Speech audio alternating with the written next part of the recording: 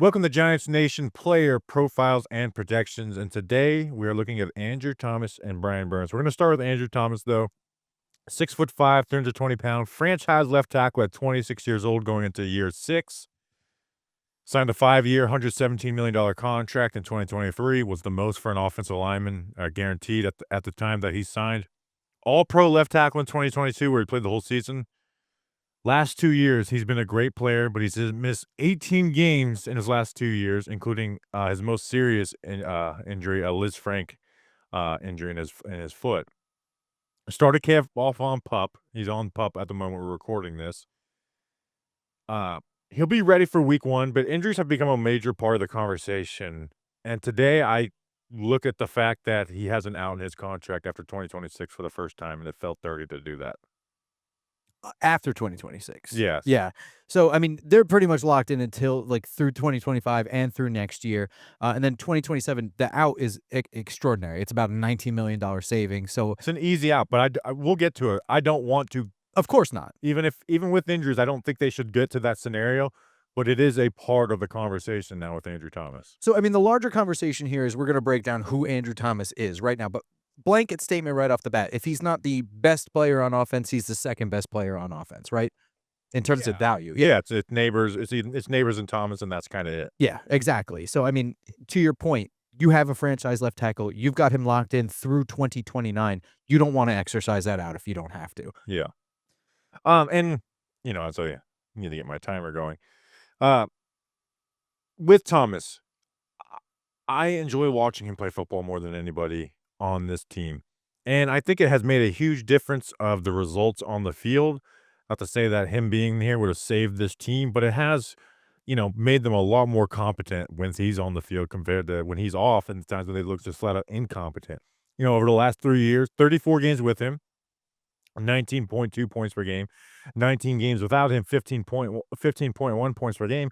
And that's not just like, oh, well, this quarterback versus that quarterback. No, it's been pretty much like he's gotten equal amount of time with most of the quarterbacks except for, Drew Lock, where he's gotten games with Tommy DeVito, and without Tommy DeVito. And over 4 points per game difference, like, that is the difference between wins and losses. The Giants, I think, have been a bad team to where it wouldn't have made the difference of a lot of wins and losses, but it would have changed outcomes of games that he wasn't there for. I want him healthy, and I want him on this team until his contract runs out in 2029, and he's 30 years old, and even then, we can look at the conversation. We'll talk about his future and stuff as we go, but he is a phenomenal player. The more that he's gotten injured, the more that's what we talk about than the player on the field. But when he is on the field, it is phenomenal to watch him, and I'll never get bored doing it. No, he's an athletic left tackle who can get out on the move. He's an excellent pass protector, okay run blocker, but he's not a detriment in the run game or anything like that. He's an excellent He's their player. best run blocker Yeah, on yeah. on the team. In terms of the points per game difference, I mean, this is a bad team, and it has been a pretty rough team for a little while. So just the fact that you have a 4-point difference with just the left tackle being on the field or off, and the drop off in talent that they had behind him is also indicative of that number. But it just stands to reason if other things had been addressed, this team actually probably could have won games with a healthy Andrew Thomas had they had just a better roster around him as well. Yeah, and even in those, the 4-point difference, 2 of the games he wasn't there is, the 2 best offensive games the Giants have had over the last 2 years, the Colts game this year Yeah. and then the Cardinals game the year before. So it's like even those numbers might be even a little more inflated than what they Right. should be without, and we've seen it be disastrous at times. But, as a player, it is such a luxury to have your left tackle be what he is. He's just a total lockdown player. His foot speed is out of this world. His ability to fire out of his stance, wash guys around. He's always been inviting of not always, but he's been inviting of the bull rush because he can handle that. Right. He uses his technique to, not to eliminate guys' hands moves. His mirror ability is unreal. And I want to talk about some of his, matchup with Myles Garrett and stuff last year. Right. But he is it is such an asset to, and I guess this will be the Myles Garrett conversation, to have your left tackle you're one-on-one all game. Because you're facing great pass rushers all the time. And it's like, nope, you are one-on-one. We do not need running back help. We do not need tight end help. We do not have to call plays quicker because of you. And a quarterback gets to just trust that. It is a beautiful thing. It is a beautiful thing and it allows you to do so much more when you have a player like Andrew Thomas on the field. So it's not even I think sometimes we look at Andrew Thomas of like, well, without him, it's screwed. But with him, it allows you to do so much more on offense. Oh, absolutely. And let's get into that Cleveland game because I have some numbers on Andrew Thomas here in terms of what he produced last year in the 6 games that he played. 6 games that he played last year, Yeah. right? 4 sacks, 4 hits, 8 hurries, and 16 pressures in those games. Now, if you take that Cleveland matchup where you have Zadarius Smith and Miles Garrett, and the context being that he's not getting the chip help and just lining up one on one, if you take those out of that equation, those numbers become that and the Cut in Cincinnati half. game. Yeah. It's 2 sacks, 0 hits, 3 hurries, and 5 pressures. If you take that in the Cincinnati game, which is the game that he got hurt, if you take them out of the equation. Yeah, so last year was his worst statistical season of his besides his rookie year. Now, small game sample size of 6 games, so he wasn't able to, like, buck the bad number games that he has, but it was the most sacks and most quarterback hits allowed in a season since his rookie season, but the context is he gave up 2 sacks to Trey Hendrickson, which he held Trey Henderson in check outside those 2 sacks. One, he was definitely had a broken foot on that led to him still being not on the practice field. Like, one of those. The other one, I don't think he was, but he was handling his own with Trey Hendrickson. And then he gave up no sacks, 3 quarterback hits, and 5 pressures to Myles Garrett. The Myles Garrett battle, and I will say this isn't I don't wanna try spin this too much.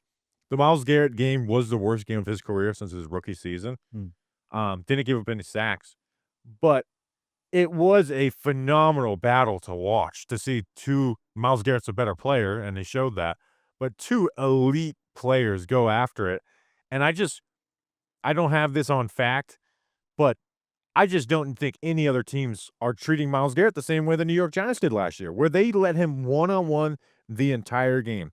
Sometimes, when I did the NFL channel, I would look for a good tackle edge rusher matchups to do a video on. I'm like, "Man, they just gave him so much help. There's only 6 real one-on-ones."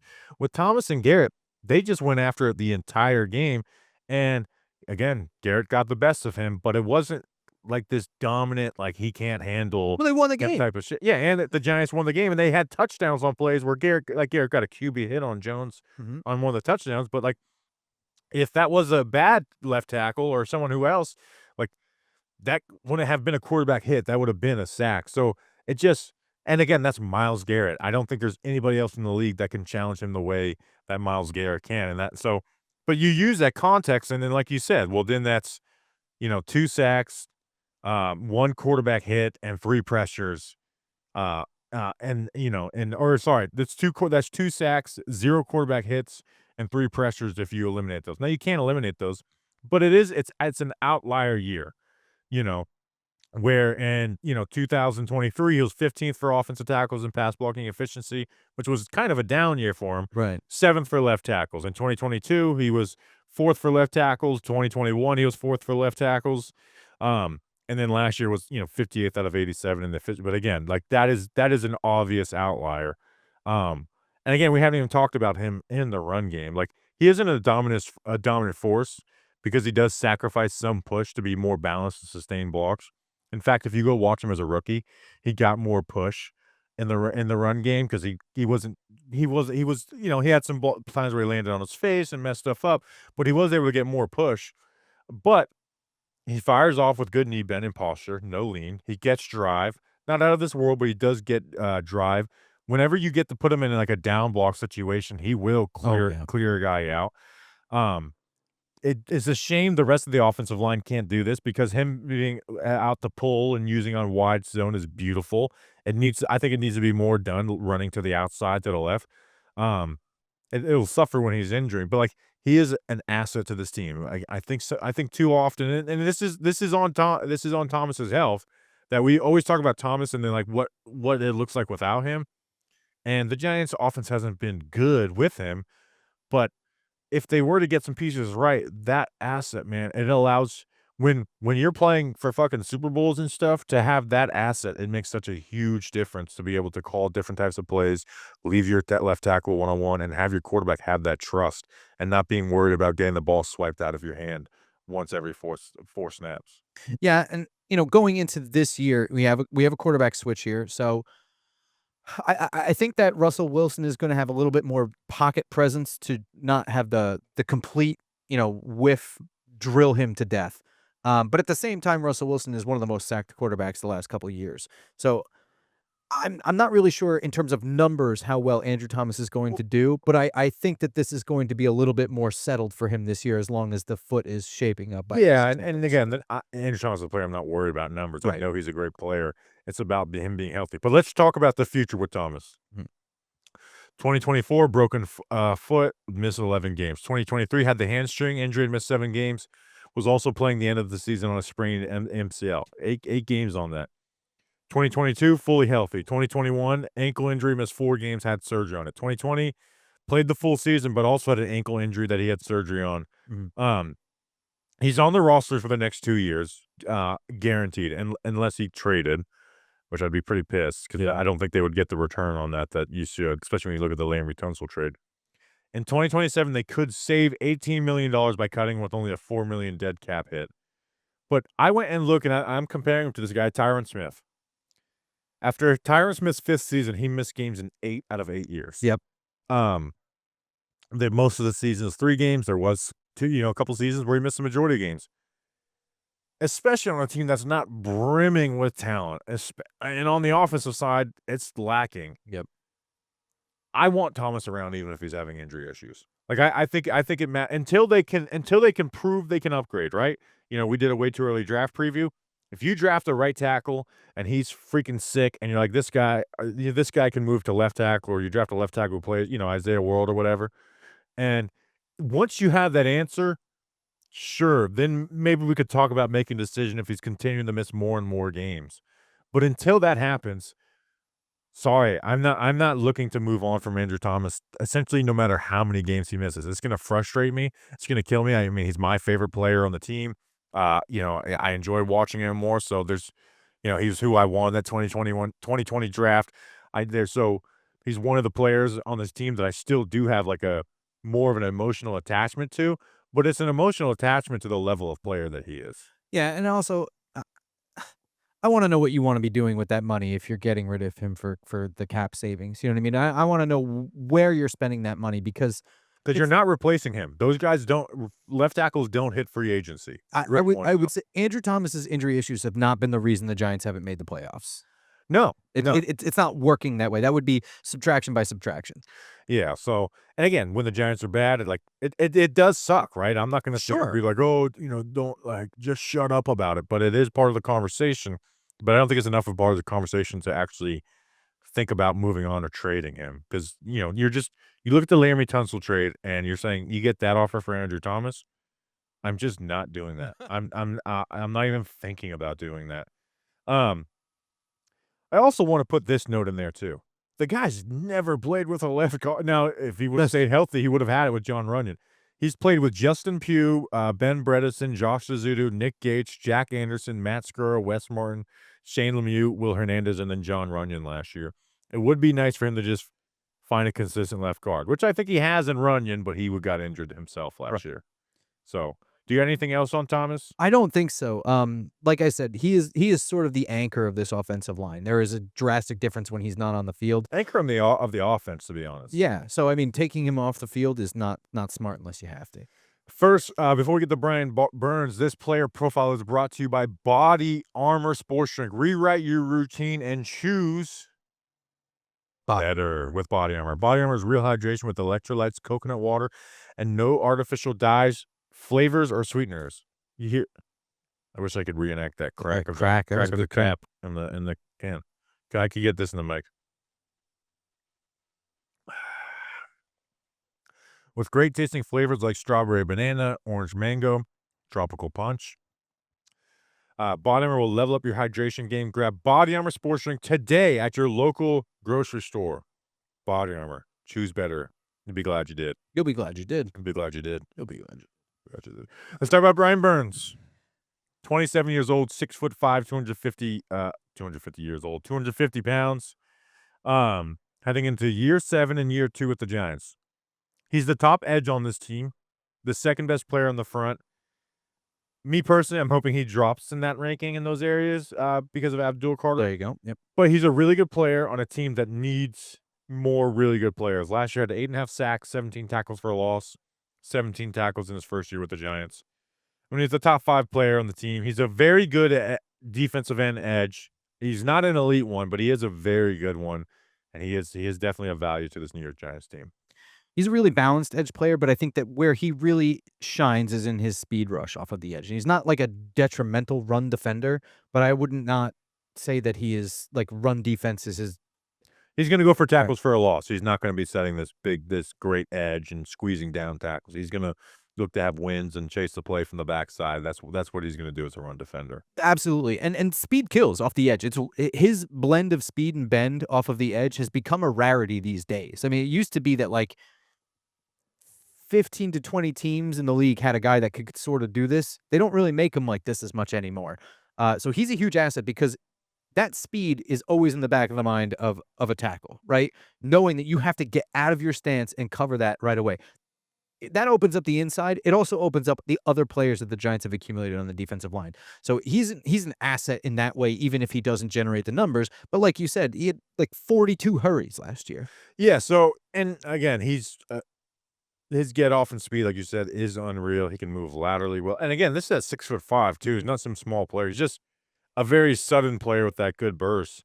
He bends the edge. The Giants did trade pick 39 of the 2024 draft, a 2025 fifth, who ended up being Cam Jackson, a fifth round pick swap. That was actually Cam Jackson. And then he signed a 5-year, $141 million contract, which he's in year 2 of making over 28 mil per year. Um, No, I can rifle through that contract really quickly. The Giants are on the hook for the next 2 years as well. So this is the same deal as Andrew Thomas, 2025, 2026. There's no cap savings for getting rid of him, but that 2027, that's where it starts to happen. yeah, well, again, I think he's around unless he doesn't have injury issues. I No, think besides minor ones, he should be here for the long haul. The only reason the move off of that would be you get to the last year deal. You don't want to get this big extension and you move off of a trade or something like that in the last year. right. But like he is someone who should live out the end of his contract. Um, but he does need it's his year 7, so I'm not gonna say he's gonna get better and better, Right. but he's not a perfect player, right? He needs to add power to his game in the run game. He just struggles once guys have his hands on him. The top offensive tackles can just really win their games. There's too many games where Brian Burns just simply goes quiet. And you could do edge rusher rankings and stuff like that, and you can still get a great player who's not at the top 5 of the rankings or whatever, or top 10. But what is the negative part about Burns to me is there is just too many games where he goes quiet. Let me pull up the notes, um, on that. A third of the games where he had 2 or less, total pressures. He was shut out of 2 games. Um, and then if you look at it, he had 19 combined sacks, quarterback hits in 17 games. And I don't wanna bring up the fact that a couple of sacks were cheap ones, Yeah. back of play action freebies. And then when you look at the numbers, and this is only out of edge players, not defensive tackles. Sacks, um, 8.5 last year, ranked 20th. 8th the year before, 28th. 12.5 in 2022, 10th. 9 in 2021, 27th. For the quarterback hits, pressures, and then the total, I'm just gonna read the rankings instead of going through a million numbers. Quarterback hit rankings going backwards from 2024 to 2021. 19th, 27th, 23rd, 15th. Pressures 12th, 69th, 11th, 29th. Total, so accumulating sacks, pressures, and quarterback hits. 13th last year, which was good. 53rd the year before, 12th, which was his best year in 2022, and then 23rd. He is in that 13, 15 to 20 ranked edge rushers in the NFL. And that's even talking about him just as a pass rusher, where he's not this dominant run defender. He's a good run defender. I think people, because he doesn't set the best edge and he's not this dominant player, people view him as a bad run defender. But you don't get 17 tackles for a loss and just be like, oh well, he's a negative in the run game. There's times where he can be a negative, but he does make a positive impact. Yeah, absolutely. I think that he's actually like a pretty well-rounded edge in a lot of ways. At times he drops into coverage. It's not really his game, but he's well-rounded in that way. And I think if you look out, he grades out pretty well across all aspects of being an edge. But yeah, like I said, like the asset that he really brings that no one else brings is that speed and the quick twitch off of the edge. Now that at times makes him gamble a little bit in the run game, and that can blow up a play. or it can be a blow up for the defense. And I'm hoping that going into this year, right, where now you've added Abdul Carter into this mix of the defensive line, and I think that that adds fresh legs where Brian Burns can come off the field in certain downs and just get fresh. You don't have to be, playing 98, 99% of snaps every game all year. That's number 1. And number 2, it just adds an extra element of chaos to the offensive line and what they're going to do and who they're going to having that speed off the edge is always going to be a concern. The inside, I think, is going to open up for a lot of people or stunts and twists. I think that this is he's going to be, and he has to be, he's getting paid to be. That's who they want from him. An integral part of this pass rush and defensive. And he's gonna be a big part of why it can be a deadly pass rush. Not a good pass rush, a deadly pass rush. But at the same time, for us to be that deadly pass rush, Abdul Carter needs to be a better pass rusher than him, right? Burns actually has to be that third guy behind Dexter Lawrence and Abdul Carter for it to go from a very good pass rush to a deadly. And I'm not putting that expectation on Carter as a rookie. Um, if he is awesome, and I'm excited for him. But for this to be a deadly pass rush going forward, Burns kind of has to be that third guy because if he's the second and Carter's not able to surpass that, then that's just a very good pass rush. And we'll see even what Kayvon gets out of him. But he's been a good player for the Giants. He's been a good player in the NFL. But I think kind of playing on bad teams has hidden that if he does have flaws as a player, right? There's just Right. game like he hasn't had a playoff game to go quiet in the run game. He doesn't set a great edge. He holds his own, but he doesn't. He's not going to be this great advantage there. But he creates all the tackles for a loss, right? It's 17 last year, 16 the year before that, 17 2 seasons before that. Ranked 6th in the NFL last year. But with Brian Burns, because I'm not going to sit here and say Brian Burns is this perfect player, a great elite, but he's really good.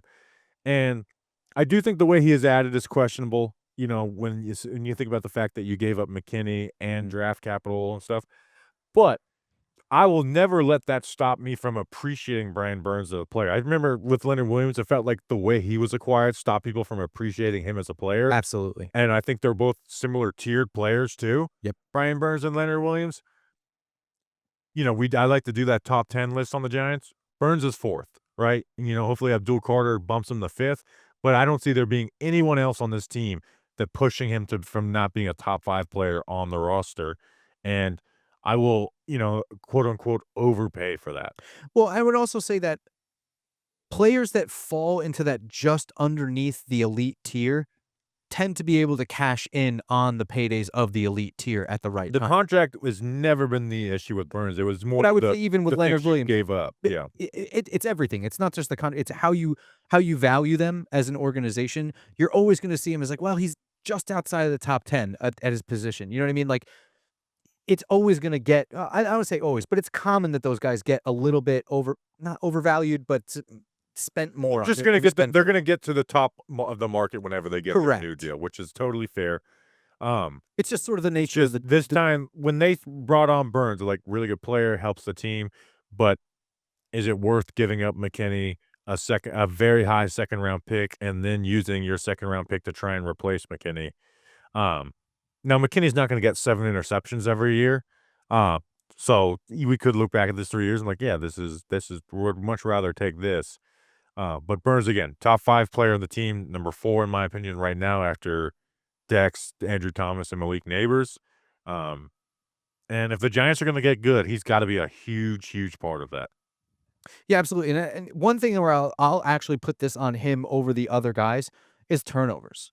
He's the guy that can bring that strip sack more than the other guys on the defensive line. Yeah, he's got that get off. His good hands. He swipes. The Browns game, he had a strip Sure. sack and that one too. So, but we just need to see that more consistently Right. because it felt a lot of times with Burns, it's like here's 1 or 2 plays, but we're not having these dominant games where we're taking over. And when that is, it's against like bad tackles, which you got to take advantage of those matchups. Um, but I want to see when the Giants are facing real deal tackles. I want to see Brian Burns come to the party a little more, and it just felt like he was quiet in those moments. Yeah, absolutely. I think you could probably cut up a great 2024 highlight clip for him. But at the critical moments, was he there? Is Yeah. really the thing. All right, that's an episode. We will see you guys tomorrow with a regular episode. Or actually, no, we're recording this on Wednesday. This is going out on Monday. So it is a regular episode tomorrow. We'll see you then. Until then, let's go Big Blue.